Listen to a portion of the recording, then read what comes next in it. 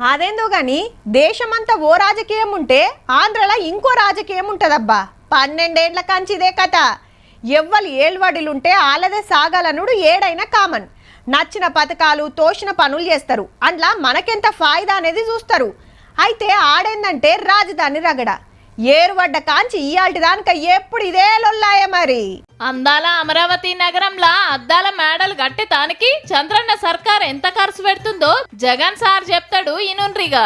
10,665 కోట్లు సెక్రటేరియట్ కోసం, అసెంబ్లీకి 1947 కోట్లు, ఆ 5 బిల్డింగులకు అద్దాలు వేయడానికి 2,540 కోట్లు, 14,092 కోట్లు, కేవలం 7 బిల్డింగులు. మళ్ళా లోపట కుర్చీలు, బెంచీలు, లైట్లు, ఫ్యాన్లు, ఏసీలు లెక్కలు అలాగుంటాల్లా.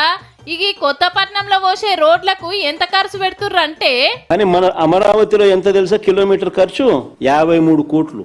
నేషనల్ హైవేకు వారధి వద్ద కలిపే ఫ్లైఓవర్ కు వీరు పెడతా ఉన్న ఖర్చు కిలోమీటర్ కు 189 కోట్లు. ఇన్నారులా కిలోమీటర్ ఫ్లైఓవర్ కు 189 కోట్లు అంటే మాటలా? చల్, అమరావతి పేరు మీద పైకమంతా బుక్కుతాండ్రు. కావలసిన వాళ్ళకు కాంట్రాక్టులు ఇచ్చి కమిషన్లు గుంజుతాండ్రని గరమైతాండు జగన్ సారు. లక్షల కోట్లు పెట్టి కొత్త సిటీ కట్టుడు అవసరమా?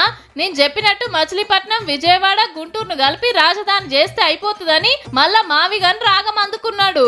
పొరపాటున చంద్రబాబు నాయుడు గారికి ఎవరైనా కూడా నిద్రలో మావిగన్ అని అన్నారంటే చాలు, బహుశా గుండాకి చనిపోయినా చనిపోతాడు. అంతగా ఆయనకు మావిగన్ అనే పేరు వింటే బీపీ పెరుగుతా ఉంది. గుండె ఆగిపోకపోతే అదృష్టము. మరి ఇక టీడీపీలో ఏమంటారో గాని, ఒక్క రాజధాని 3 రాజధానులని 12 ఏళ్ల కాంచి ఊరిచ్చుడు తప్ప ఏది ముంగడ పడతలేదు. ఇప్పుడేమో అమరావతి నగర ఖర్చుల లెక్కలు చూస్తే చక్కెరొచ్చే తట్టుందుల్లా.